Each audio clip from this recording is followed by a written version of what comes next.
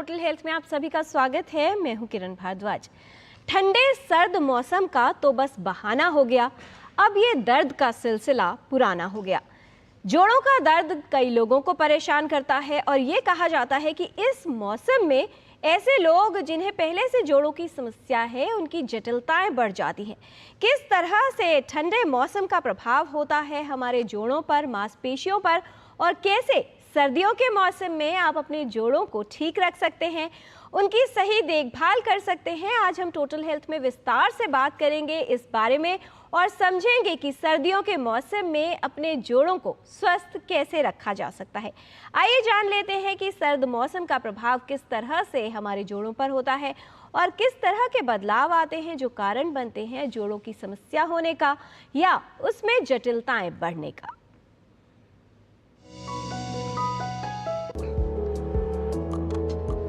सर्दियों का मौसम है, ठंडे मौसम का प्रभाव पूरे स्वास्थ्य पर पड़ता है और ऐसे में कई स्वास्थ्य समस्याएं होने की संभावना बढ़ जाती है।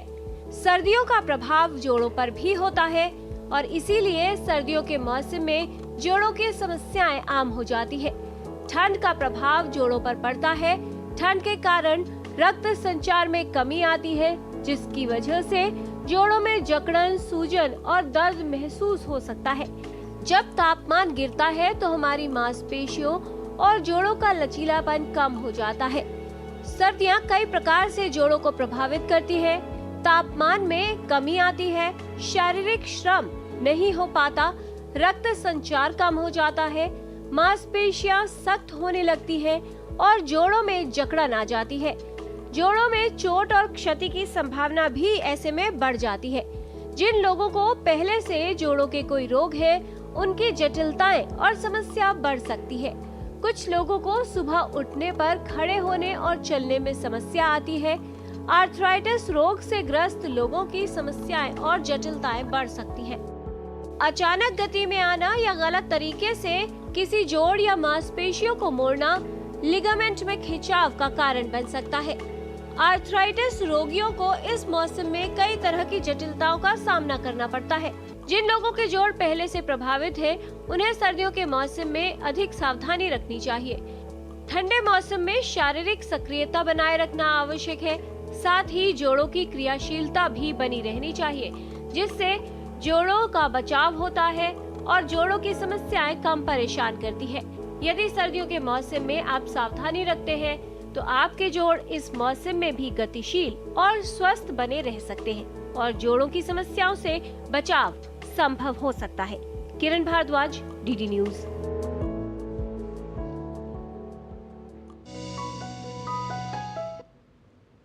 सर्दियों के मौसम में यदि आपको जोड़ों का दर्द, जकड़न या कोई और समस्या परेशान कर रही है तो ऐसे में आपको क्या करना है, कौन से वो लक्षण हैं जिन्हें बिल्कुल भी नज़रअंदाज नहीं करना है और किन बातों का ध्यान रखना है जिससे जो डैमेज या इंजरी है उसको कम किया जा सके और जो इस मौसम में समस्याएं होती हैं उनसे बचाव किया जा सके, ये जानेंगे विशेषज्ञों से। इस विषय पर विस्तार से बात करने के लिए हमारे साथ स्टूडियो में उपस्थित है विशेषज्ञों का खास पैनल, उनसे आपका परिचय करा देते हैं। हमारे साथ हैं doctor Rahul Khare, professor and head department of orthopaedics, Dr. Ram Manohar Lohia Hospital and Atal Bihari Vajpayee Institute of Medical Sciences. He has more than 30 years of experience in the field. Expertise are arthroscopy, knee and shoulder ligament surgeries, sports injuries, and he is working for prevention of various joint and muscle related problems. बहुत स्वागत है doctor Rahul खरे आपका।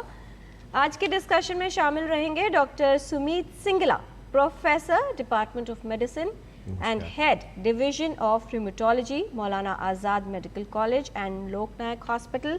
He's been trained in the premier institutes PGI Chandigarh, Dr. RML Hospital, and he has completed his fellowship in rheumatology in All India Institute of Medical Sciences and King's College Hospital, London. More than 23 years of experience, numerous publications and books written in the field of medicine and rheumatology, and his areas of interest are multidisciplinary care of patients with rheumatic diseases. Doctor Singla, बहुत स्वागत है आपका हमारे इस कार्यक्रम में। और किस तरह की क्रियाएं और फिजियोथेरेपी आपको जोड़ों की समस्याओं से राहत में उपयोगी हो सकती है, ये बताने के लिए उपस्थित हैं doctor Pooja Sethi, head department of physiotherapy, doctor Ram Manohar Lohia hospital. She has more than 27 years of experience in the field of physiotherapy and has written many publications in national and international journals. President, Delhi branch of Indian Association of Physiotherapists. बहुत स्वागत doctor Pooja सेठी। किस तरह से आप अपने जोड़ों को ठीक रख सकते हैं, कौन सी क्रियाएं आपके लिए लाभकारी हो सकती हैं, ये बताने के लिए आज स्टूडियो में उपस्थित हैं doctor Kashika Bhatia, physiotherapist, doctor Ram Manohar Lohia hospital से। अपने सभी विशेषज्ञों का स्वागत करते हैं।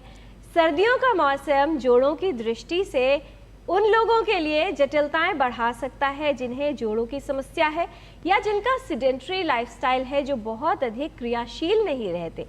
आपको किस तरह की जीवन शैली में परिवर्तन से लाभ हो सकता है, ये विशेषज्ञों से समझेंगे। इस विषय से संबंधित कोई प्रश्न अगर आप पूछना चाहते हैं तो आप हमारे इन 2 नंबर्स पर कॉल कर सकते हैं। 011 है दिल्ली का STD कोड जो आपको लगाना है, नंबर है 23097648 और दूसरा नंबर है 23097671। आप अपने प्रश्न ईमेल के माध्यम से भी हमें भेज सकते हैं। ईमेल एड्रेस है ddnewstotalhealth@gmail.com।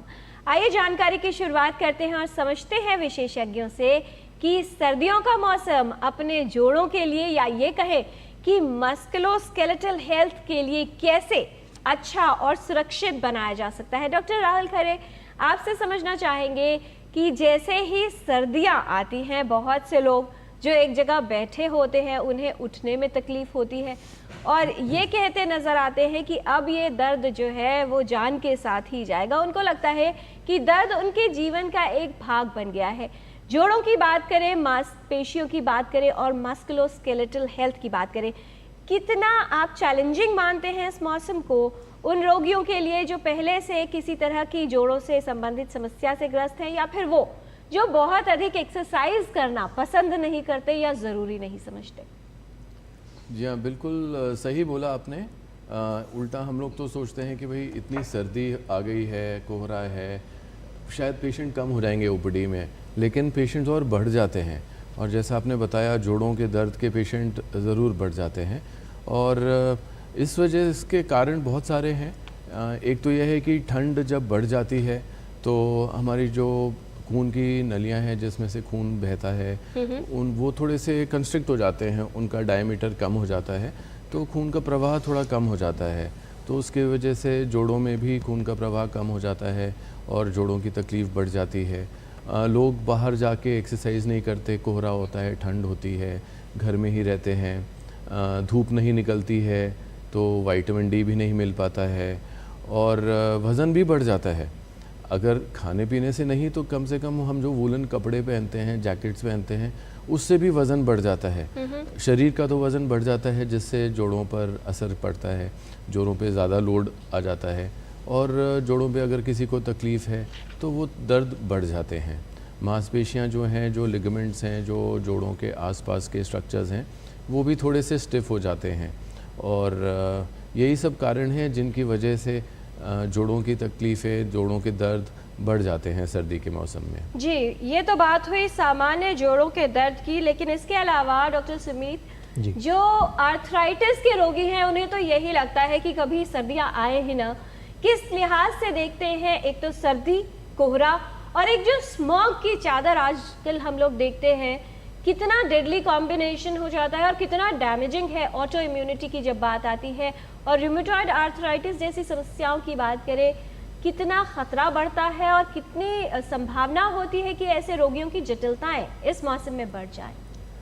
जी किरण जी, ये बात काफ़ी हद तक सही है और ये शोध भी हो चुका है कि कुछ स्टडीज़ में तो तकरीबन 50% तक रूमेटॉइड आर्थराइटिस के जो रोगी होते हैं उनका आर्थराइटिस सर्दियों में फ्लेयर होता है, बढ़ जाता है। और जैसा डॉक्टर राहुल अभी बता रहे थे, इसके कई कारण होते हैं सर्दियों में स्पेशली। जैसे एक तो खून की कमी, खून का दौरा कम हो जाता है जोड़ों में, तो वहाँ जो इन्फ्लामेशन होती है, सूजन होती है, वो इकट्ठी होती रहती है खून के बहाव से, नहीं तो वो बह जानी चाहिए, वो खून वहाँ इकट्ठी होती रहती है इन्फ्लेमेशन। दूसरी बात, जो वहाँ पे एक्सरसाइज नहीं हो पाती सर्दियों में और जो मांसपेशियाँ और जो लिगामेंट्स होते हैं वो थोड़े स्टिफ और सिकुड़ जाते हैं। और जो एक और बात है कि सर्दियों में थोड़ा सा खान पान भी बिगड़ जाता है। जैसे हम लोग जो चीज़ें जैसे रिफाइंड कार्बोहाइड्रेट्स या शुगर्स या फैटी फूड ज़्यादा खाए जाते हैं सर्दियों में, तो ये सारे जो फूड होते हैं ये इन्फ्लामेटरी फूड्स कहलाते हैं, जिनसे कि बॉडी में इन्फ्लामेशन ज़्यादा पैदा होती है। तो यही सारे कारण हैं कि जो आर्थराइटिस के रोगी हैं वो और ज़्यादा ग्रसित हो जाते हैं अपने प्रॉब्लम से, और उनका आर्थराइटिस फ्लेयर होने की संभावनाएं सर्दियों में बढ़ जाती हैं। डॉक्टर सुमित, क्या ऐसा भी हो सकता है कि कोई हाई रिस्क ग्रुप में था, फैमिली में किसी को रूमेटॉइड आर्थराइटिस की समस्या रही, और ये सारे फैक्टर्स क्योंकि इस समय बढ़ जाते हैं जैसा आपने कहा, तो अभी तक लक्षण नहीं थे लेकिन इसी मौसम में समस्या की शुरुआत हो जाए? ये संभव है, हालांकि हम एग्जैक्टली नहीं जानते कितना होता है। ये संभव डेफिनेटली है, बिकॉज ये सारी बातें जो मैंने बोली सर्दी की वजह से ये सब होता है। प्लस जो आपने एक बात बोली स्मॉग की, तो पोल्यूशन एक बहुत बड़ा कारण है आर्थराइटिस और ऑटो इम्यूनिटी के लिए। इस पे हमारे एम्स से ही डॉक्टर उमा कुमार ने बहुत अच्छा शोध किया है जी। और उन्होंने देखा गया कि जो लोग पोल्यूटेड एरियाज़ में रहते हैं उनमें ऑटो एंटीबॉडीज़ और ऑटो इम्यूनिटी ज़्यादा पाई जाती है, बीमारियाँ ज़्यादा पाई जाती हैं। तो इसमें कोई शक नहीं है कि सर्दियों में जो लोग प्री डिस्पोज्ड होते हैं पर उनको बीमारी अभी नहीं है, लेकिन सर्दियों में ये सिम्टम्स उनके पहले बार उभर के आ सकते हैं। और ये हिस्ट्री हमें पेशेंट्स में मिलती भी है कि पेशेंट कहते हैं डॉक्टर साहब पहले केवल सर्दियों में होता था, लेकिन अब तो कुछ सालों से तो लगातार ही होने लगा है। तो ये बात सही है कि ये लक्षण सर्दियों में निकल के आ सकते हैं। जी, और डॉक्टर उमा कुमार जब पिछली बार हमारे कार्यक्रम में थी तो उन्होंने इस बात को मेंशन भी किया था कि अगर सर्दी बहुत ज़्यादा है और साथ में पोल्यूशन है तो इसका जो इम्पैक्ट है वो कई गुना बढ़ जाता है, यानी जो डैमेज है उसकी संभावना बहुत अधिक हो जाती है। डॉक्टर पूजा सेठी, ये वो मौसम है जिसमें कितने भी एक्टिव लोग हो, मन कहीं ना कहीं डगमगाने लगता है, घर से बाहर निकलने का मन नहीं करता है, और जो हेल्थ है वो बैक सीट ले लेती है। सोचना पड़ता है कि बाहर जाए या नहीं, एक्सरसाइज करनी है या नहीं, लेथार्जी तो होती है, आलस तो आता है, साथ ही क्रियाशीलता भी कम हो जाती है। कितनी इम्पोर्टेंस आप मानती हैं फिजिकल एक्टिविटी की, विशेष तौर पर इस मौसम में जिसमें ये जो तमाम फैक्टर्स काम कर रहे हैं, या कहें कि एंटी फैक्टर्स है जो बहुत दुष्प्रभाव पहुंचा सकते हैं जोड़ों को, मांसपेशियों को, उनको नियंत्रित रखा जा सके और कहीं ना कहीं जो दुष्प्रभाव है वो भी कम हो? जी हाँ, देखिए इस मौसम में जैसे पता है कि सर्दी में और कोहरे के कारण लोगों की सैर अक्सर बंद हो जाती है, और आजकल पोल्यूशन भी इतना बढ़ गया है तो हम भी कहते हैं कि सुबह और शाम के टाइम पे सैर ना करें। तो और ज़्यादातर लोग कामकाजी होते हैं, दोपहर के टाइम पे सैर करना बड़ा मुश्किल हो जाता है उनके लिए। तो इसलिए ज़रूरी है कि किसी ना किसी तरह की फ़िज़िकल एक्टिविटी, चाहे वो साइकिलिंग हो, चाहे ट्रेडमिल हो, कोई एक्सरसाइजेस, कुछ एक्सरसाइजेस हम आपको भी बताएंगे भी जो आप घर बैठे ही कर सकते हैं। दूसरा एक होता है कि आपको पानी खूब पीना है, क्योंकि हम पानी सर्दी की वजह से पानी कम पीते हैं तो एक डिहाइड्रेशन रहती है, उससे भी जो जोड़ हैं उनकी गतिशीलता में कमी आती है। तो एक हाइड्रेटेड रहना बहुत ज़रूरी है। ज़्यादातर क्या होता है कि ठंड की वजह से हम लोग हीटर जलाकर अपने रज़ाई में घुसे रहते हैं, तो जितना हम लोग घर में भी चलते फिरते थे वो उसमें भी कमी आ जाती है। तो एक अपनी गतिशीलता बढ़ाए रखना, कार्यशीलता बढ़ाए रखना, बार बार चलते रहना, ये बहुत ज़रूरी है। जी, बहुत सारे ईमेल्स हमारे पास कार्यक्रम के शुरुआत में ही आ गए हैं। डॉक्टर राहुल खरे, अनिल जी का मेल है, वो ये पूछ रहे हैं कि उनको अक्सर घुटनों में दर्द रहता है, तो क्या अगर जॉइंट पेन किसी को हो रहा है ऐसे में कोकोनट वाटर, नारियल पानी का अगर नियमित रूप से सेवन किया जाए तो उससे कुछ लाभ होगा? हालांकि इन्होंने अपनी एज नहीं मेंशन की है, तो एज रिलेटेड आर्थराइटिस है या नहीं, या कोई और कंडीशन है ऐसा नहीं पता है, बट जनरल सवाल है कि क्या कोकोनट वाटर इंटेक करने से, नारियल पानी पीने से जोड़ों के दर्द में कुछ फ़ायदा होता है? उम्र उन्होंने बताई नहीं, लेकिन उन्होंने बोला घुटनों में दर्द है, इसका मतलब कि दोनों घुटनों में दर्द है, तो मैं एज्यूम कर रहा हूँ कि उम्र थोड़ी ज़्यादा होगी और उनको ऑस्टियोआर्थराइटिस की तकलीफ़ होगी। तो नारियल, देखिए अभी नारियल हाइड्रेशन की बात करी डॉक्टर पूजा सेठी ने, तो हाइड्रेशन इम्पॉर्टेंट है, फ्लूइड्स ज़्यादा लेने हैं, पानी भी ज़्यादा पीना है, तो नारियल पानी भी ज़्यादा ले सकते हैं, कोई नुकसान नहीं है, बहुत ही अच्छा माना जाता है। लेकिन नारियल पानी स्पेसिफिकली से जोड़ों में कोई फ़र्क पड़ेगा नहीं, लेकिन हाँ हाइड्रेशन ज़्यादा होगा तो उससे फ़र्क पड़ेगा। अगर उनको घुटनों में दर्द है तो वो अपनी जांच करा सकते हैं, इलाज करा सकते हैं, प्राइमरीली बहुत सारी एक्सरसाइजेस और कुछ दवाइयों से उनको आराम मिल सकता है। जी, तो ये तो बात है कि अगर आपको दर्द है तो एक लाभ हो सकता है कि अगर आप नारियल पानी ले रहे हैं, लेकिन स्वयं ही ये मान लेना कि दर्द का कारण क्या है या पेन किलर्स खाते रहना अच्छा उपाय नहीं होगा। आवश्यक यह है कि अगर समस्या हो रही है तो एक विशेषज्ञ से परामर्श ले लिया जाए, लेकिन उससे भी बेहतर है कि समस्या ना हो। इसके लिए अपने जोड़ों को गतिशील रखना यानी फिजिकल एक्टिविटी करना बहुत ही आवश्यक है। डॉक्टर पूजा सेठी, किस तरह की एक्सरसाइजेज आप हमें बताना चाहेंगी? डॉक्टर कशिका भी हमारे साथ है।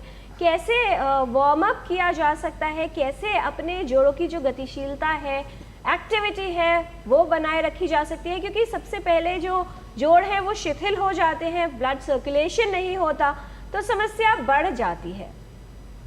तो जी पहले मैं आपको कुछ एक्सरसाइजेस बताऊंगी जो कि आप घर बैठे ही कर सकते हैं, क्योंकि अगर आप सर्दी की वजह से सैर के लिए नहीं जा सकते, बाग में नहीं जा सकते, तो ये कुछ बहुत आसान क्रियाएं हैं जिन्हें आप घर बैठे ही कर सकते हैं और खड़े खड़े कर सकते हैं। तो पहली एक्सरसाइज है कंधों के लिए। दोनों हाथों को जोड़िए और ऊपर की तरफ खींचिए। इसे पूरा ऊपर तक की तरफ लेके जाना है। इसको 10 की गिनती तक रोक के रखेंगे और उसके बाद नीचे लेके आएंगे। फिर से दोहराइए इसको। ये पहली एक्सरसाइज कंधे के लिए है। इस क्रिया को आप 10 बार दोहराएंगे। नीचे लेके आइए। अब दोनों हाथों को सर के पीछे रखिए और कोहनियों को आगे लेके जाएंगे, जोड़ेंगी और फिर पीछे। इससे आपकी शोल्डर की रोटेशंस कंप्लीट होंगी। फिर से करिए, नीचे करिए। ये कंधे के लिए दूसरी एक्सरसाइज है। इस क्रिया को भी आप 10 बार दोहराएंगी। दोनों हाथ यहाँ पे रखिए कंधों पे और इसको गोल गोल घुमाइए। 5 बार क्लॉकवाइज घुमाएंगे आगे की तरफ और 5 बार एंटी क्लॉकवाइज पीछे की तरफ दोहराएंगे। जी हाँ, अब दूसरी एक्सरसाइज है। दोनों हाथों को पीछे की तरफ पकड़िए और साथ साथ ऊपर लेके जाइए। ये देखिए, नीचे पूरा ऊपर की तरफ, जितना ऊपर खींच सकती हैं नीचे करिए। फिर से ऊपर रोक उठाइए और इसको 3 सेकंड तक रोक के रखेंगी, फिर नीचे करेंगी। ये क्रिया भी 10 बार दोहराएंगी। सीधे हो जाइए। अब हम आपको बताएंगे कोहनी की एक्सरसाइज। दोनों कोहनियों को मोड़िए, कंधे पे लगाइए और सीधा करिए। फिर से करिए। इस क्रिया को भी आप 10 बार दोहराएंगे। अब हम बात करेंगे कलाई की। दोनों हाथ ऐसे करिए, कलाई को नीचे और फिर पूरा ऊपर।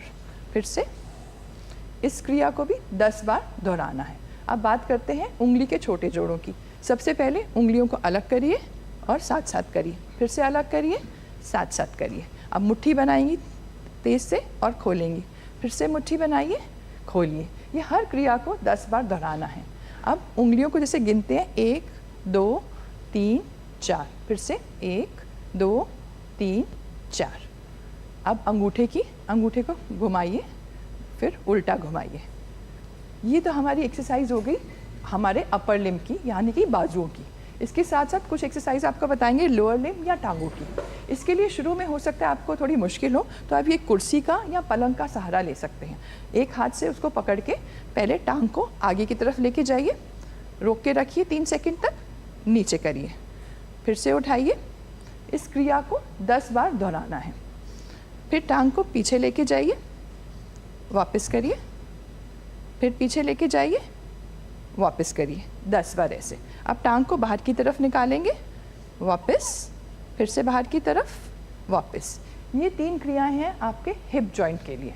अब आपको बताएंगे घुटने के लिए। घुटने को मोड़िए और पीछे की तरफ लगाइए। एड़ी को यहाँ पे टच करने की कोशिश करिए थाई के पीछे। फिर से नीचे करिए, फिर से उठाइए,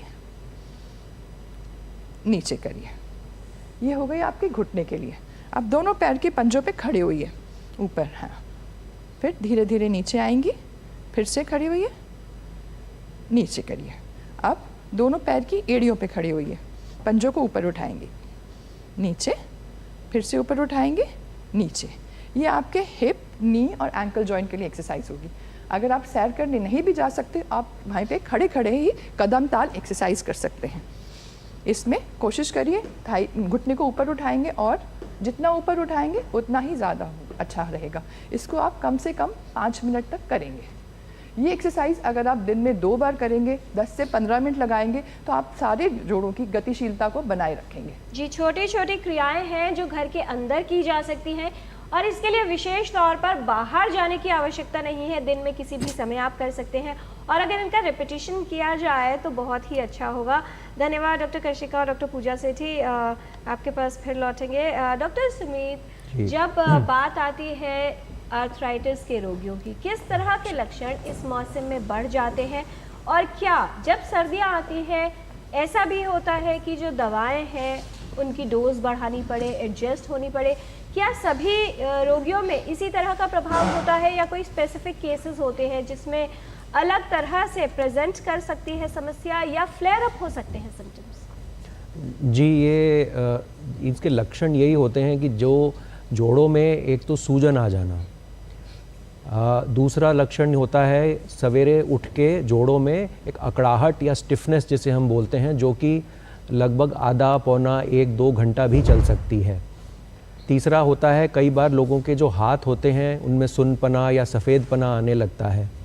ये कुछ, और एक ओवरऑल एक बॉडी में सुस्ती आ जाती है, या कुछ जोड़ जो पहले नॉर्मल थे उन जोड़ों में भी सूजन और दर्द होने लग जाता है। तो ये कुछ लक्षण हैं कि आपका जो आर्थराइटिस है वो शायद बढ़ रहा है या फ्लेयर हो रहा है, या पहले से नहीं था और अब ये लक्षण आ रहे हैं। स्पेशली सूजन आना, सुबह उठ के आधे घंटे से ज़्यादा अकड़ाहट होना, या रेडनेस होना, लालपना होना जोड़ों में, और छूने से दर्द होना। अगर ये लक्षण हैं तो ये आर्थराइटिस आपका बन गया है या बन रहा है या बढ़ रहा है। तो ऐसे में आपको तुरंत डॉक्टर से परामर्श लेना चाहिए, हड्डी के डॉक्टर से या रूमेटोलॉजिस्ट से दिखाना चाहिए और जांच करा के इसको चेक करवाना चाहिए। जी, आवश्यक है कि विशेषज्ञों से परामर्श लिया जाए। और आज विशेषज्ञों से जोड़ों के विषय में जानने के लिए विशेषज्ञों को हमने यहाँ स्टूडियो में बुलाया। फिलहाल एक कॉलर है हमारे साथ, राजेंद्र जी हैं फोन लाइन पर, नोएडा से कॉल कर रहे हैं। स्वागत है आपका टोटल हेल्थ में, सवाल पूछिए। हाँ, मैं राजेंद्र सिंह बोल रहा हूँ नोएडा से जी। मेरा 2007 में एक्सीडेंट हुआ था। मैं 59 ईयर्स ओल्ड हूँ जी। तो मेरे दोनों बाजुओं में प्लेटें पड़ी हैं और घुटने में लेफ्ट वाले में पेच पड़े थे, पेच मैंने निकलवा दिए। तो मेरे साथ दिक्कत ये है कि जैसे कि गर्मी हो, अब गर्मियों में भी स्टार्ट हो गया है कि घुटना कभी कभी वाइब्रेट करके ऐसे लगता है कि मैं गिर जाऊंगा। जी। हाँ, और इन दिनों में तो इतनी प्रॉब्लम होती है कि दर्द भी होता है। और डॉक्टर ने मेरा एक इंजेक्शन लगाया था घुटने में लुब्रिकेशन का, तो उस कुछ समय तक तो मैं ठीक रहा, लेकिन ये जाड़ों में ये प्रॉब्लम ऐसी होती है, वाइब्रेट करके ऐसा लगता है कि मैं गिर जाऊंगा वन साइड में। आप क्या रेगुलर एक्सरसाइज या वॉक करते हैं राजेंद्र जी? हाँ, मैं रोजाना 5 किलोमीटर सुबह टहलता हूँ जी, और योग भी करता हूँ। जैसे कि मैं एड़ियों पे खड़ा होके और आपके उन पे खड़ा होकर के जो एक्सरसाइज योग क्रियाएं बताई थी जी, वो भी करता हूँ, तो उनसे लाभ तो मिलता है, लेकिन जो वाइब्रेट करके गिरने जैसी स्थिति हो जाती है वो मेरी समझ में नहीं आ रही है। डॉक्टर राहुल खरे, क्या एडवाइस करना चाहेंगे? फिजिकली एक्टिव है ये और एक्सरसाइज भी करते हैं, फिर भी समस्या हो रही है। जी हाँ, इनका एक्सीडेंट हुआ था, ऑपरेशंस भी हो गए, प्लेट वगैरह लग गई, तो और चल फिर रहे हैं तो हड्डियाँ जुड़ गई होंगी। घुटने में बता रहे हैं कोई इंजेक्शन लगाया है, तो हो सकता है कि उसमें कुछ थोड़ी बहुत आर्थराइटिस आ रही हो। दूसरा ये बता रहे हैं कि इनको चलते चलते घुटना उनको ढीला लगता है, अनस्टेबल लगता है। तो इसका मेन रीजंस होते हैं कि हो सकता है इनको जब भी एक्सीडेंट हुआ हो तो इनको लिगामेंट्स की इंजरी हुई हो। जी। तो कई बार क्या होता है कि एक्सरेज ही किए जाते हैं और उसमें जो हड्डियाँ टूटी हुई होती हैं वो तो दिख जाती हैं, लेकिन लिगामेंट्स और अंदर के जोड़ के अंदर के जो मांसपेशियाँ होती हैं वो नहीं दिखती हैं एक्सरेज में, जो कि बाद में फिर पता चलता है कि अच्छा ये भी तकलीफ़ रही होगी। तो अगर इनको घुटना ढीला लगता है, बार बार उसकी वजह से अनस्टेबल होने की वजह से गिरने जैसा लगता है या गिरते हैं, तो एक ऑर्थोपेडिक सर्जन से मिलें। वो आपको क्लिनिकली एग्जामिन करेंगे, देखेंगे कि घुटना कैसा ढीला है, कौन से लिगामेंट्स के इंजर होने का शक है। MRI की ज़रूरत पड़ सकती है, MRI से कंफर्म भी हो जाएगा। और अगर कोई लिगामेंट्स उनके टूटे हुए पाए जाते हैं जिसमें इंजर्ड हैं या ढीले हो गए हैं, तो फिर उसकी सर्जरी करके उसको नया बना सकते हैं हम। जी, टोटल हेल्थ में आज हम बात कर रहे हैं सर्दियों के मौसम में कैसे की जाए जोड़ों की देखभाल, कैसे किया जाए समस्याओं से बचाव। कुछ और जानकारी लेंगे विशेषज्ञों से इस विषय पर। आप देखते रहिए DD न्यूज़। हम जल्द लौटते हैं एक ब्रेक के बाद।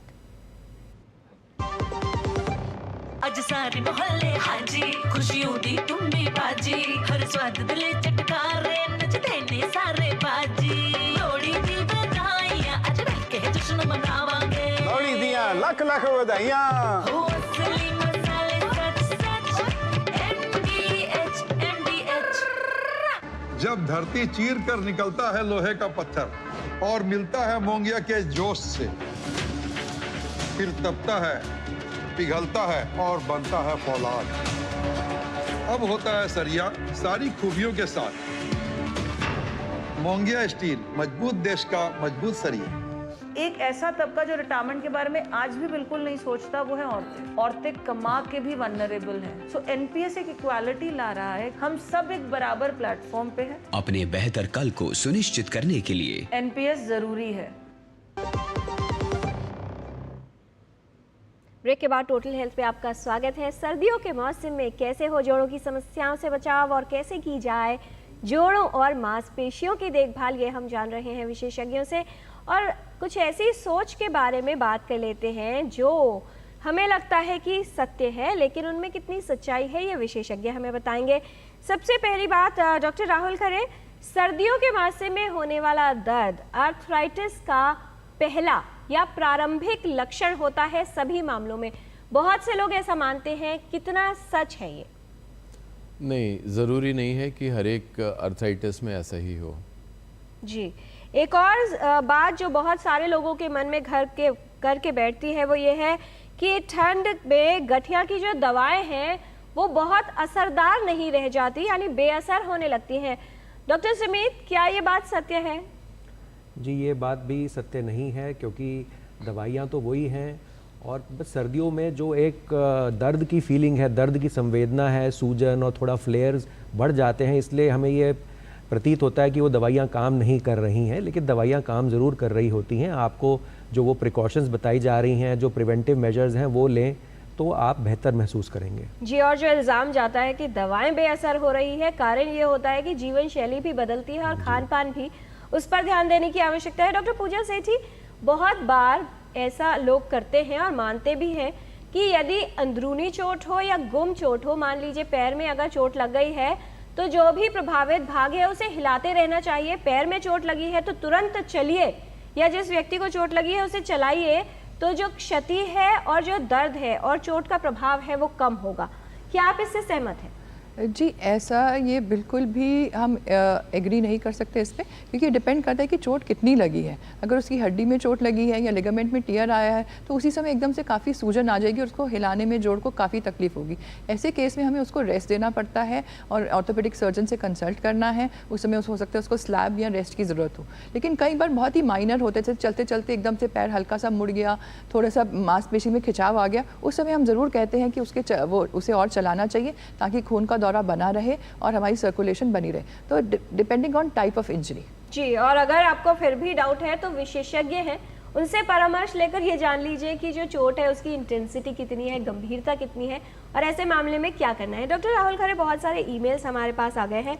मधु शाह का ईमेल है, उनकी एज है 45 ईयर्स। वो कह रहे हैं कि जब वो चलती है तो उनके पंजे में दर्द होता है। यूरिक एसिड के टेस्ट कई बार करवा चुकी है, सारे रिपोर्ट्स नॉर्मल है। और जो उनके हस्बैंड है, उनकी एज है 57 ईयर्स। यूरिक एसिड की समस्या है लेकिन लक्षण नहीं आते। क्या सजेस्ट करना चाहेंगे आप इन दोनों केसेस के लिए? पहले तो जो लेडी है उनके बारे में बात करूंगा कि अगर उनको सिर्फ पंजों में ही दर्द हो रहा है और यूरिक एसिड नॉर्मल है तो ऐसा ज़रूरी नहीं कि यूरिक एसिड कभी हाई मिलेगा तो जोड़ों में दर्द होंगे ही होंगे।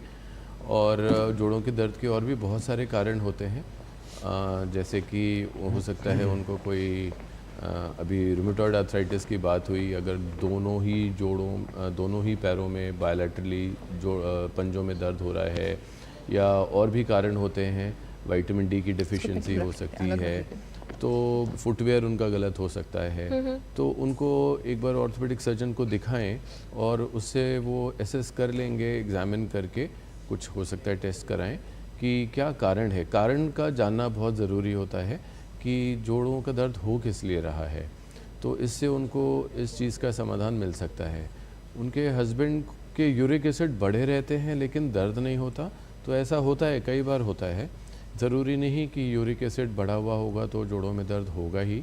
एक पर्टिकुलर लेवल से ज़्यादा बहुत समय तक बढ़ा हुआ रहेगा तो जाके फिर गाउटी आर्थराइटिस होती है। यूरिक एसिड सिर्फ बढ़ना ही ज़रूरी नहीं कि वो जोड़ों में दर्द प्रोड्यूस करे। ये बहुत ही महत्वपूर्ण बात आ गई है। डॉक्टर सुमित, आर्थराइटिस के मामलों में भी बहुत बार ऐसा होता है क्योंकि अब इतने सारे इन्वेस्टिगेशंस अवेलेबल हैं, बहुत सारे ऐसे लोग हैं जो एक पैनल ऑफ इन्वेस्टिगेशंस करवा लेते हैं और उसमें जो पैरामीटर्स हैं अगर वो गड़बड़ आए, पॉजिटिव आ जाता है टेस्ट, तो फिर उनको टेंशन भी होने लगती है और डर भी बैठ जाता है कि अब इस रोग के लक्षण और शुरुआत हमें कब होगी।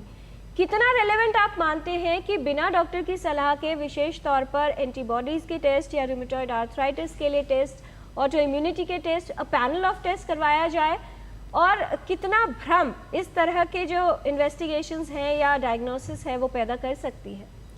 जी किरण जी, ये एक बहुत अच्छी बात करी आपने।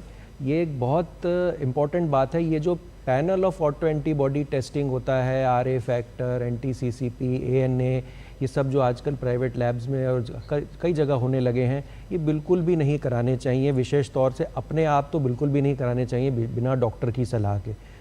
65 साल की उम्र के बाद 5 से 10% आम हेल्दी लोगों में भी ये ANA test, rheumatoid factor test positive पाया जाएगा बिना किसी लक्षणों के।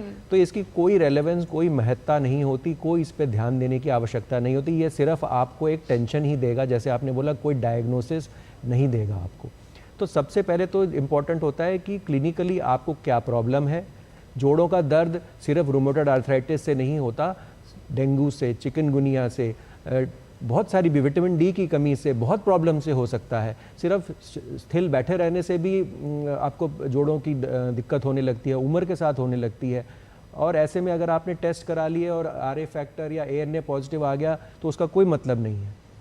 इसलिए अपने लक्षणों के हिसाब से, डॉक्टर की सलाह के हिसाब से जो ज़रूरी टेस्ट हैं, जो आवश्यक हैं, उतने ही कराए जाएं और पैनल्स और ये सब के पीछे नहीं जाना चाहिए। ये बात बिल्कुल साफ है। जी, बेहद महत्वपूर्ण संदेश। की समस्या हो तो विशेषज्ञ हैं, उनसे परामर्श लीजिए और वो आपको बताएंगे कि आपको ऐसे में आगे करना क्या है।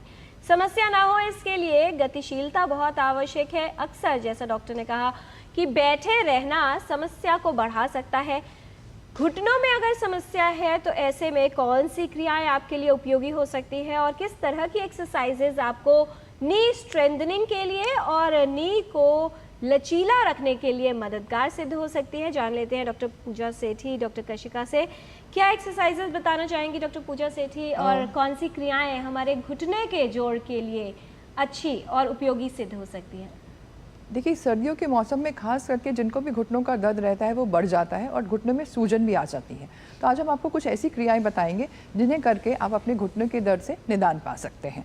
तो पहली क्रिया है, घर में कोई भी एक मोटा तौलिया लेके उसका गोल बनाना है और उसको अपने घुटने के नीचे रखना है इस तरह से। उसके बाद घुटने को तेज़ से दबाना है, नीचे की तरफ दबाएंगे, पंजे को अपनी तरफ खींचेंगे और इसको 5 की गिनती तक रोकेंगे।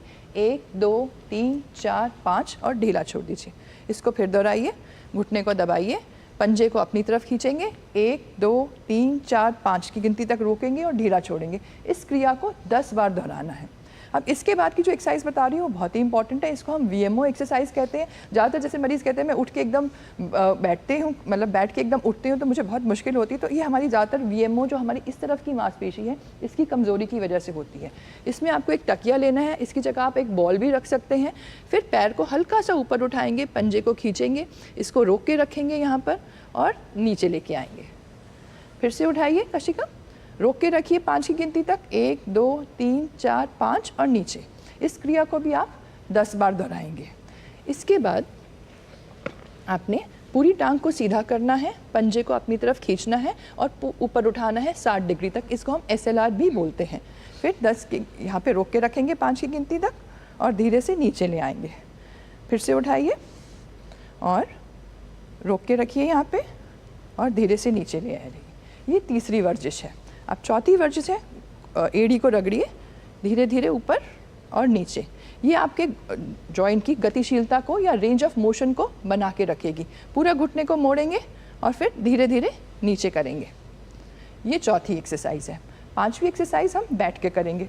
उठ के बैठिए, दोनों पैर नीचे की तरफ करिए। अब एक पैर को पूरा सीधा उठाइए सामने की तरफ। पंजे को फिर से, हर घुटने की एक्सरसाइज है, पंजे को अपने मुंह की तरफ खींच के रखना है। रोक के रखेंगे 5 की गिनती तक, नीचे करेंगे। फिर दूसरा उठाइए, पंजे को अपनी तरफ खींचिए और नीचे करिए। ये तो शुरुआती एक्सरसाइजेज हैं और ये ध्यान रखिएगा कि घुटने की एक्सरसाइज हमेशा अपने दोनों घुटनों में करनी है। क्या होता है कि हमारे दाएं घुटने में जैसे दर्द है तो हमें पता नहीं चलता, लेकिन चलते चलते हम बाएं की तरफ ज़्यादा वजन डालने लगते हैं, जिससे बाएं में भी हमारा दर्द शुरू हो जाता है। तो एक्सरसाइजेज को दोनों उसमें करिए। ये शुरुआती एक्सरसाइज है, पहले आप 10-10 बार दोहराएं, जैसे जैसे आपको फ़र्क पड़ता है आप इसे 15 से 20 बार भी कर सकती हैं। और उसके बाद जब मरीज़ 1-1.5 महीने तक ऐसे कर लेता है तो एक छोटे छोटे वज़न मिलते हैं जिन्हें हम वेट कफ कहते हैं, जिसे एड़ी के ऊपर यहाँ बांध कर फिर किया जाता है एक्सरसाइज, जिससे हमारी घुटने की मसल, खासकर से क्वाड्रिसेप्स मसल की स्ट्रेंथनिंग होती है, जो कि ऑस्टियोआर्थराइटिस पेशेंट में, रूमेटॉइड आर्थराइटिस जिनका नी इफेक्टेड है, उनके लिए काफ़ी यूजफुल होती है। डॉक्टर पूजा सेठ जी, अगर एक्सरसाइज करने पे ऐसा लगता है कि दर्द या स्वेलिंग बढ़ रही है तो ऐसे में एक्सरसाइज कंटिन्यू की जाए या फिर एक एक्सपर्ट से जो है पहले परामर्श ले लिया जाए, एडवाइस ली जाए और फिर देखा जाए कि कितने रेंज ऑफ मूवमेंट बढ़ाना है या कितनी एक्सरसाइज करनी है? कि दर्द और सूजन ज़्यादा बढ़ रही है तो मैं यही सजेस्ट करूँगी आप विशेषज्ञ से परामर्श लें। हो सकता है उनको साथ में कुछ दवाइयाँ शुरू करनी पड़े। लेकिन जब भी जैसे आप काफ़ी समय से एक्सरसाइज नहीं कर रहे हैं, आपने उसी वक्त एक्सरसाइज शुरू करी, तो शुरू में 2-3 दिन तक आपकी दर्द बढ़ सकती है, सूजन बढ़ सकती है। ठीक है, तो आप जितना जितना बर्दाश्त कर पा रहे हैं, जैसे कि आप 10 बार नहीं कर पा रहे तो 5-5 बार दोहराइए, लेकिन दिन में 2 बार की जगह उसको 3 से 4 बार कर सकते हैं। धीरे धीरे बढ़ाकर 10 से 15 बार करने की कोशिश करिए। तो लेकिन आप दवाई भी लेंगे तो एक्सरसाइज बहुत इंपॉर्टेंट है, साथ साथ गतिशीलता एक्सरसाइज से ही बनेंगे। जी, और जब शुरुआत होती है या जब संकल्प लिया जाता है कि एक्सरसाइज करनी है तो मोटिवेशन बहुत ज़्यादा होता है, इसलिए जो है जब शुरुआत की जाती है तो एकदम अपने जो पेशेंस लेवल है उसको ना देखते हुए, स्ट्रेंथ को ना देखते हुए व्यक्ति कोशिश यही करता है कि आज से ही 10 राउंड, 20 राउंड या 25 राउंड तक पहुंचे। ऐसा नहीं करना है क्योंकि ये डैमेजिंग हो सकता है और आपकी जो जर्नी आप शुरू कर रहे हैं वो रुक सकती है। एक्सरसाइज रेगुलर करनी है लेकिन उसको धीरे धीरे बढ़ाना है, जो हमारे विशेषज्ञ बता रहे हैं। डॉक्टर राहुल खरे, एक और जो समस्या देखी जाती है सर्दियों के मौसम में कि अचानक एक मूवमेंट से दूसरे में आए, या तो नर्व पुल हो गई, मसल्स में ऐसा लगा कि कुछ खिंचाव आ गया है, ये क्या है और क्या कारण होते हैं इसके? जैसे कि अभी भी बात हुई कि अगर कोई एक्सरसाइजेज नहीं कर रहे हैं और या कोई नई एक्सरसाइज शुरू करी है, जैसे आपने बोला कि एक मूवमेंट से नए मूवमेंट में आए, तो जब तक बॉडी और हमारी मसल्स कंडीशन नहीं होंगी तब तक ये चीज़ें हो सकती हैं। आपको जब भी एक्सरसाइजेज आप शुरू करें तो वो ग्रेजुअली शुरू करनी चाहिए, फिजियोथेरेपिस्ट की निगरानी में शुरू करनी चाहिए। और सबसे इम्पॉर्टेंट है वार्म अप। शुरू में वार्म अप करना बहुत ज़रूरी है, स्ट्रेचिंग एक्सरसाइजेज बहुत ज़रूरी हैं। उसके बाद आप थोड़े और स्ट्रेनुअस एक्सरसाइजेज पे जा सकते हैं। तो कंडीशनिंग, क्योंकि हमारी जब मसल्स, हमारे लिगामेंट्स यूज़ टू नहीं है वो भार लेने के लिए, वो एक्सरसाइजेज करने के लिए, और एकदम से आप अगर कुछ मूवमेंट चेंज कर दें, कोई और नई एक्सरसाइजेज शुरू कर दें, तो इंजरी होने के चांसेस हो जाते हैं। तो इसलिए मैं तो ये कहूँगा कि धीरे धीरे शुरू करें, ग्रेजुअली शुरू करें और वार्म अप करके ही शुरू करें, और फिर कूलिंग फेज़ भी होना चाहिए एक, और स्ट्रेचिंग एक्सरसाइजेज ज़रूर करें कोई भी एक्सरसाइजेज से पहले। जी, एक और ईमेल हमारे पास है, दीपिका है। डॉक्टर राहुल खरे, उनका सवाल यह है कि सर्दियों के मौसम में उन्हें पैरों की नस में खिंचाव महसूस होता है, शायद ये क्रैम्प्स की बात कर रही हैं, अक्सर लोगों को हो जाता है। क्या किया जा सकता है इसके लिए? क्या ये ज़्यादा चिंता की बात है, जानना चाह रहे हैं। एज है इनकी 35 इयर्स और इनको अक्सर ऐसा होता है कि रात में सोते सोते नस खिंचने लगती है। हाँ, ये काफ़ी कॉमन है, विंटर्स में भी होता है, समर्स में भी होता है। इसका टेम्परेचर से ज़्यादा कोई लेना देना नहीं है। लेकिन अगर उनको ऐसा हो रहा है तो उनको कैल्शियम की कमी हो सकती है, उनको विटामिन डी की कमी हो सकती है, उनको इलेक्ट्रोलाइट्स का कुछ इम्बैलेंस हो सकता है, विटामिन ई की कमी हो सकती है। तो वो एक फिजिशियन को दिखा सकते हैं या ऑर्थोपेडिक सर्जन को भी दिखा सकते हैं। कुछ वो क्लिनिकली एग्जामिन करके और उनके शायद कुछ टेस्ट करके पता चल जाएगा कि क्या कारण है। अगर कोई भी कमी पाई जाती है इस तरीके की तो वो सप्लीमेंट्स देके पूरी की जा सकती है। जी, एक और ईमेल है डॉक्टर सुमित, आपने जिक्र किया था कि कुछ तरह के फूड्स होते हैं, इन्फ्लेमेटरी फूड्स, जिनका जो कंजम्पशन है वो सर्दियों में बढ़ जाता है। रेखा है, वो ये जानना चाह रही हैं कि क्या जो आर्थराइटिस के रोगी हैं जिनको पहले ये समस्या है, उन्हें कुल्थ की दाल कहा जाता है या उड़द की दाल, ठंडी चीज़ें, ये भी सर्दियों में खानी बंद करनी चाहिए? क्या मूली का जिक्र ये कर रही हैं, क्या इससे भी आर्थराइटिस के लक्षण बढ़ सकते हैं? विशेषज्ञ के तौर पे क्या कहना चाहेंगे? देखिए, ऐसा फूड्स का जो रिलेशन है बहुत कोई पक्का या बहुत स्ट्रॉन्ग रिलेशन तो नहीं अभी तक स्टडीज़ में पाया गया है कि इससे आर्थराइटिस बढ़ जाता है, इससे नहीं बढ़ता, सिवाय गाउट के। जो यूरिक एसिड वाला गाउट वाला आर्थराइटिस होता है उसमें कुछ फूड्स होते हैं जो अवॉइड करने होते हैं। बट अदरवाइज़ जैसे मैंने बोला कि जैसे आप ये दालों की बात पूछ रहे हैं या मूली की बात पूछ रहे हैं, या तो जो भी फ्रेश और नेचुरल और होममेड हेल्दी फूड है उससे आर्थराइटिस में कभी भी बढ़ोतरी नहीं होती, कभी वर्स नहीं होता है। जो मैंने इन्फ्लामेटरी फूड्स की बात कही थी उसमें आता है जैसे ये रिफाइंड फूड्स, फास्ट फूड्स, बहुत ऑयली फूड्स, शुगर्स जिसमें बहुत हाई हों, जो ये जूसेस होते हैं जैसे जो कैंड जूसेस वाले प्रोडक्ट्स होते हैं, ये सब इन्फ्लामेटरी प्रोडक्ट्स पैदा करते हैं ब्लड में, जिससे कि आर्थराइटिस या जॉइंट्स या मसल्स या एज सच हमारी जो खून की धमनियां हैं उनमें भी इन्फ्लामेशन बढ़ती है। तो इनको तो इन जनरल ही अवॉइड करना चाहिए हर इंसान को। जो हेल्दी फूड्स होते हैं जिसमें आता है नट्स, सीड्स, फ्रूट्स, वेजिटेबल्स और मिलेट्स, जो कि हमारा last year of the millets भी डिक्लेयर किया गया था, ये सारे हेल्दी एंटी इन्फ्लेमेटरी फूड्स में माने जाते हैं, जिससे कि पूरा शरीर स्वस्थ रहता है, ना सिर्फ जोड़े। जी, और समीकरण साफ है कि फिर भी आपको लगता है कि अगर कुछ विशेष तत्व खाने से, कोई विशेष आहार लेने से आपको समस्या हो रही है तो आप उसे अवॉइड कर सकते हैं। डॉक्टर पूजा, एक सवाल है, मिस्टर पुरी है और मिस्टर दीक्षित है। सवाल उनका ये है कि क्या फिजिकल एक्टिविटी की हम बात कर रहे हैं, बैडमिंटन खेलना सारे बॉडी और मसल्स को सब जॉइंट्स के लिए अच्छा एक एक्सरसाइज हो सकती है अगर सिर्फ कुछ ना करें, 1 घंटा बैडमिंटन खेला जाए? जी हाँ, बैडमिंटन खेलना एक बहुत अच्छी एक्सरसाइज है जिससे पूरे शरीर की एक्सरसाइज हो जाती है। लेकिन साथ ही साथ अगर आप बैडमिंटन काफ़ी समय से खेलते हैं तो ये नहीं कि सर्दियों में अचानक से आपने बैडमिंटन खेलना शुरू करा, इससे पहले नहीं खेला। और ख़ास करके 50 साल की उम्र में, क्योंकि बैडमिंटन में काफ़ी जंपिंग इन्वॉल्व होती है, तो जिनको घुटनों का दर्द रहता है, क्योंकि जब वो जंप करेंगे तो उतना ही रिएक्टिव फोर्स नीचे से काम करेगा उसके ऊपर। और ख़ास करके अगर आप ऐसे खेल रहे हैं तो कोशिश करिए कि आप मिट्टी के कोर्ट पे खेलें रादर देन कंक्रीट के कोर्ट पे, क्योंकि मिट्टी में जाने से हमारी रिएक्टिव फोर्स कम होती है और आपके जोड़ काफ़ी हद तक बचे रह सकते हैं। जी, और ऐसी कोई भी एक्टिविटी शुरू करने से पहले बॉडी वार्म अप आपको ज़रूर करना है, इस बात पर ध्यान दें। फिलहाल फरीदाबाद से कॉलर हैं शैलेश जी हमारे साथ फोन लाइन पर। स्वागत आपका, क्या जानना चाहते हैं आप? शैलेश जी सवाल पूछें। हाथ पैरों में दर्द बहुत हो रहा है। जी, कितनी उम्र है आपकी? मेरी 48 उम्र है। पैरों में दर्द रहता है? पैरों में और हाथ के पंजों में। हाथों में और पैरों में दर्द रहता है। 48 इयर्स है इनकी एज। डॉक्टर राहुल खरे क्या एडवाइस करना चाहेंगे? 48। जी शैलेश जी, कितने समय से दर्द हो रहा है आपको? ये अभी 1 महीने से दर्द हो रहा है। अच्छा, अगर आपको 1 महीने से दर्द हो रहा है और आपने आई एम श्योर कुछ ना कुछ दवाइयाँ भी ली होंगी, और अगर उससे आराम नहीं हो रहा है तो मैं सजेस्ट मुझे 1 महीना हो गया हाथ पैरों में दर्द हुए, पहले कभी भी दर्द नहीं था। जी हाँ, हो सकता है अगर नहीं आराम हो रहा है तो आपको तो मैं यही सुझाव दूंगा कि आप ऑर्थोपेडिक सर्जन या रूमेटोलॉजिस्ट से मिल लीजिए एक बार, क्योंकि अगर दोनों हाथों में, दोनों पैरों के पंजों में, उंगलियों में अगर ये दर्द आपको सुबह ज़्यादा होता है। और क्या आपको कोई बुखार भी आया था, चिकनगुनिया या डेंगू आसपास हुआ है क्या शैलेश जी? हाँ, 1 महीने पहले मुझे चिकनगुनिया का बुखार आया था। जी, डॉक्टर राहुल खरे क्या उसका प्रभाव हो सकता है?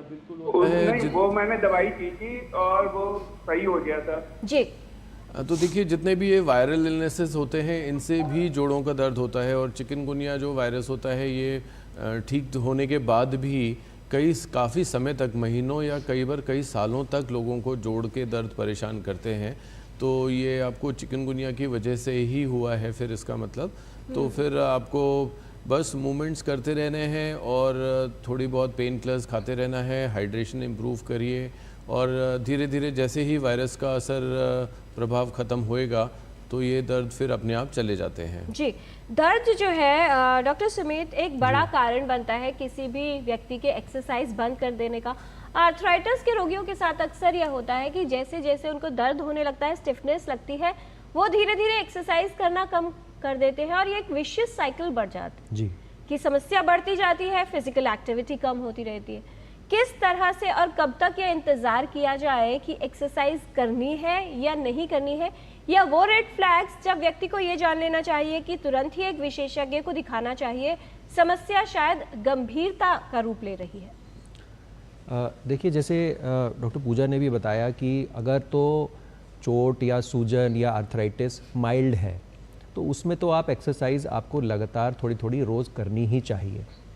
लेकिन अगर आपको लगे कि जोड़ों में सूजन अत्यधिक बढ़ रही है, बढ़ती ही जा रही है, रेडनेस लालपना आ रहा है, कई जोड़ों में फैल गया है और आपकी जो दवाइयाँ थी आप रेगुलरली खा रहे हैं लेकिन वो फिर भी काम नहीं कर रही हैं, ऐसे में तो मेरा सुझाव है कि एक्सरसाइज बहुत ज़्यादा ना करें। और अगर स्पेशली एक्सरसाइज करने से आपको पेन बहुत बढ़ जाता है तो बिल्कुल ना करें और तुरंत अपने डॉक्टर से सलाह लें, रोमेटोलॉजिस्ट से, ऑर्थोपेडिशियन से।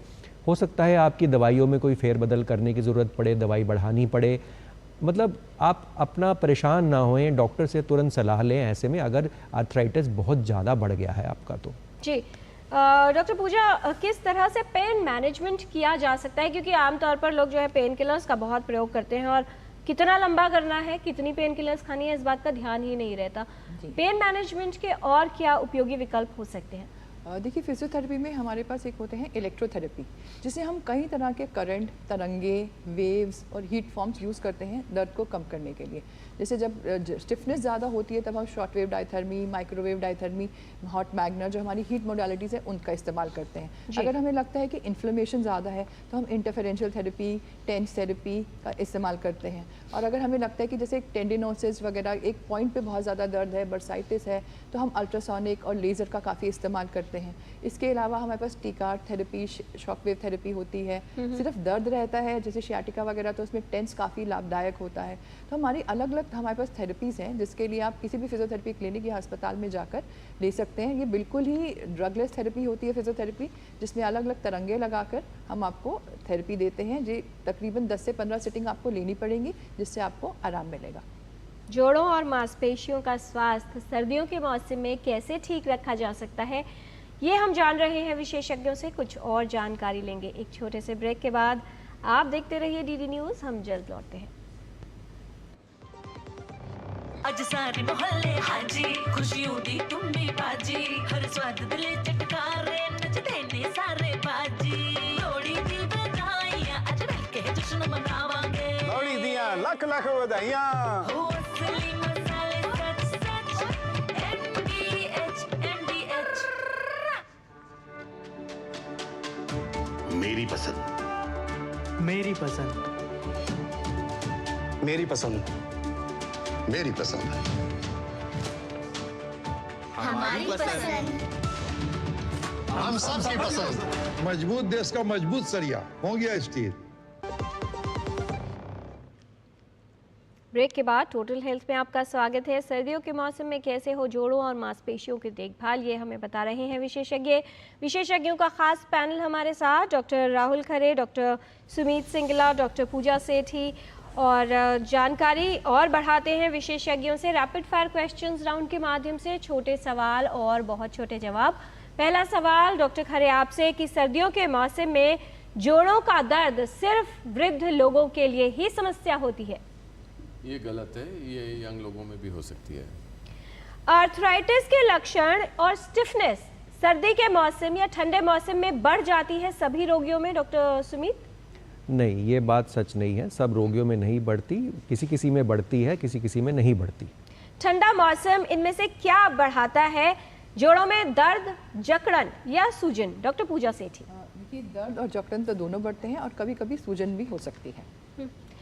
डॉक्टर राहुल, बहुत से लोग ये मानते हैं कि यदि जोड़ों में दर्द सर्दियों में हो रहा है तो उसे इग्नोर कर दिया जाए, जैसे ही मौसम बदलेगा दर्द ठीक हो जाएगा। ऐसा नहीं है। अगर उनका दर्द बढ़ रहा है तो उनको सलाह लेनी चाहिए और इलाज कराना चाहिए। डॉक्टर सुमित, क्या छोटे जोड़ सर्दियों में ज़्यादा प्रभावित होते हैं? जी, क्योंकि ये हमारे शरीर के बाहरी हिस्सों में होते हैं जहाँ पे ठंड और खून का प्रभाव थोड़ा सा कम होता है, इसलिए इनमें प्रभाव ज़्यादा होता है। डॉक्टर पूजा, क्या कारण बनता है जोड़ों की समस्याएं और दर्द बढ़ने का? सीडेंटरी लाइफस्टाइल या एक्टिविटी कम हो जाना या खान पान में गड़बड़ी? जी दोनों ही, क्योंकि सर्दियों में हमारा एक्टिविटी कम हो जाती है और साथ साथ हम जैसे घी तेल वाली चीज़ें ज़्यादा खाते हैं, तो दोनों ही कारण रहते हैं। डॉक्टर राहुल, ये भी कहा जाता है कि सर्दियों के मौसम में जो पुरानी लगी चोट है, जो ठीक हो चुकी है, वो भी समस्या देने लगती है। ऐसा हो सकता है, बिल्कुल हो सकता है जी। क्या अगर जोड़ों में दर्द है तो रिलीफ के लिए पेन किलर्स लंबे समय तक लेते रहना बिना डॉक्टरी सलाह के उपयोगी होगा, डॉक्टर सुमित? बिल्कुल भी नहीं ऐसा करना चाहिए, ये आपके लिए नुकसानदायक हो सकता है। डॉक्टर पूजा, सर्दियों में जितना आराम करेंगे जोड़ उतने ही स्वस्थ रहेंगे, क्या कहना चाहेंगे? जी नहीं, जितना आप एक्सरसाइज करेंगे और जितना पानी पिएंगे, हाइड्रेटेड रहेंगे, उतना आप अच्छा रहेंगे। यदि सर्दियों में जोड़ों को स्वस्थ रखना है तो सप्लीमेंट्स लेना बहुत ही आवश्यक है, जो सभी को लेने चाहिए और लंबे समय तक अधिक मात्रा में लेना लाभकारी होगा। डॉक्टर राहुल? ऐसा ज़रूरी नहीं है, सप्लीमेंट्स हमें तभी लेने चाहिए जब हमारे शरीर में उनकी कमी हो।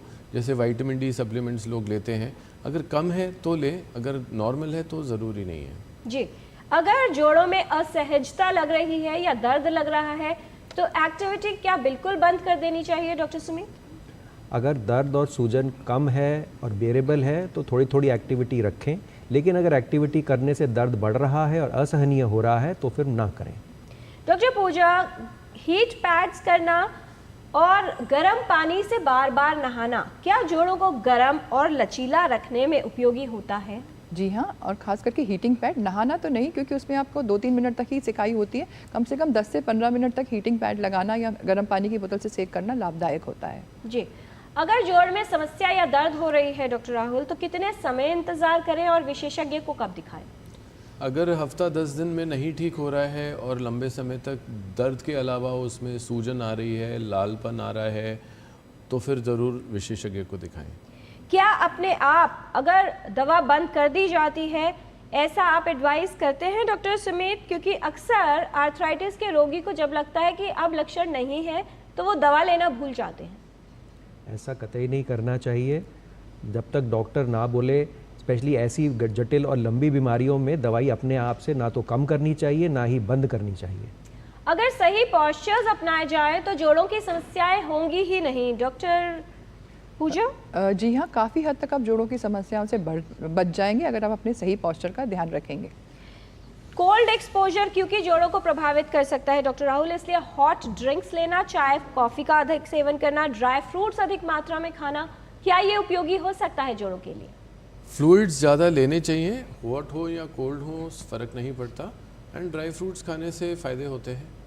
जी डॉक्टर सुमित, इस मौसम में किस तरह के लक्षण को समस्या माने और एक खतरे का संकेत माना जाए, रेड फ्लैग्स आर्थराइटिस रोगियों के लिए? जी, मैंने जैसे बोला, सुबह उठ के आधा घंटा से ज़्यादा जकड़न होना जोड़ों में, सूजन आना और लालपन आना, ये रेड फ्लैग्स मानेंगे।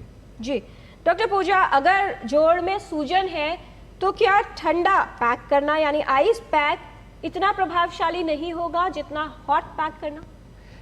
देखिए, जब भी गर्मियों में हमारी सूजन आती है तो हम कोल्ड पैक करने के लिए कहते हैं, लेकिन सर्दी के मौसम में क्या होता है, मसल स्पैज़म बढ़ जाता है एकदम कोल्ड की वजह से, तो इसलिए हम अलग थेरेपीज जैसे कि IFT बोला जाता है मरीज़ को करने के लिए, या डॉक्टर से परामर्श लिया जाए जिससे कि उसे सही दवाई दी जा सके। जी डॉक्टर राहुल खरे, सन एक्सपोजर सर्दियों में कितना उपयोगी हो सकता है जोड़ों की समस्याओं को कम रखने के लिए, जोड़ों के स्वास्थ्य के लिए?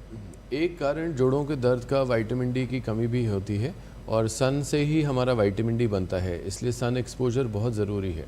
जी, विशेष तौर पर अगर आर्थराइटिस के रोगी में समस्या हो रही है, क्या सावधानियां रखना उनके लिए उपयोगी हो सकता है डॉक्टर सुमित? देखिए, इसमें होता है, एक तो अपने को शरीर को सर्दी में गर्म रखें, हेल्दी फूड्स खाएं और विटामिन डी का सप्लीमेंट लें अगर आपके शरीर में कमी है, एक्सरसाइजेज करें जैसे डॉक्टर पूजा ने बताया है, हाइड्रेटेड रखें, ये सारी चीज़ें आपको करनी पड़ेंगी और अगर कुछ भी प्रॉब्लम हो डॉक्टर की सलाह लें। जी डॉक्टर पूजा, कहा जाता है कि जितना काम शरीर से लेंगे उतना ही अच्छा होगा, तो क्या सर्दियों के मौसम में अचानक से हैवी वेट्स उठाना या बहुत विग्रस एक्सरसाइज करना लाभकारी होगा? जी नहीं, एक्सरसाइज पहले भी वजह से बताया, धीरे धीरे आपने एक्सरसाइज बढ़ानी है, अपनी बॉडी को कंडीशन करना है, फिर आपको वेट की वाली एक्सरसाइजेस की तरफ जाना है। जी, खान पान में क्या बदलाव किया जाए डॉक्टर राहुल खरे? क्या कोई विशेष तरह के पदार्थ जोड़ों के लिए उपयोगी हो सकते हैं? खान पान तो बिल्कुल बैलेंस्ड डाइट लेनी चाहिए, चाहे वो सर्दियां हो चाहे गर्मियां हो, और अपने बॉडी वेट का ध्यान रखना चाहिए, तो जोड़ों के दर्द नहीं होंगे। जी, क्या संदेश देना चाहेंगे डॉक्टर सुमित आप हम सभी दर्शकों के लिए कि जो आर्थराइटिस के रोगी हैं वो कैसे सर्दियों के मौसम में भी जटिलताओं से बच सकते हैं और अपने जोड़ों को सुरक्षित रख सकते हैं? अपने जोड़ों को पहचानिए। अगर आपका आर्थराइटिस सर्दी में बढ़ता है तो सर्दी शुरू होने से पहले ही प्रिपेयर करें, अपना एक प्लान बनाएं और अपनी दवाइयों का, अपने हेल्थ का, अपने फूड का, अपनी एक्सरसाइज का विशेष तौर पे ध्यान रखें और उसको फॉलो करें।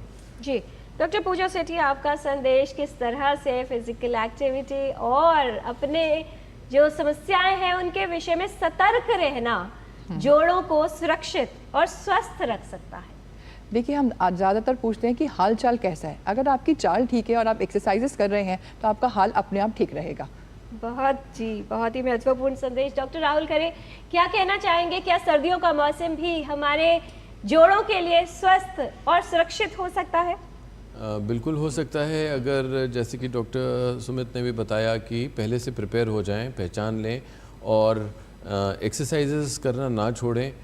विटामिन डी के लिए धूप में भी कोशिश करें कि धूप का एक्सपोजर हो और अपने डाइट का ख्याल रखें।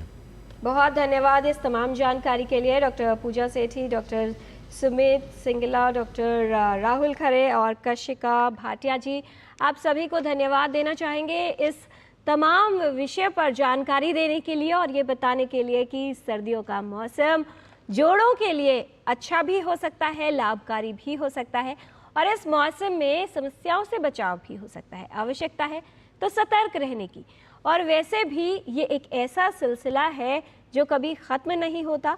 ये सफ़र है स्वास्थ्य का, जिसे हमें रोज़ चलना है, रोज़ तय करना है। अगर हमारी मंजिल सेहतमंद रहना है तो इस सफ़र को आगे बढ़ाते रहिए और रोज़ कदम लीजिए अपने को स्वस्थ बनाने के लिए। आज के कार्यक्रम में इतना ही। हमारी पूरी टीम को दीजिए अनुमति। नमस्कार।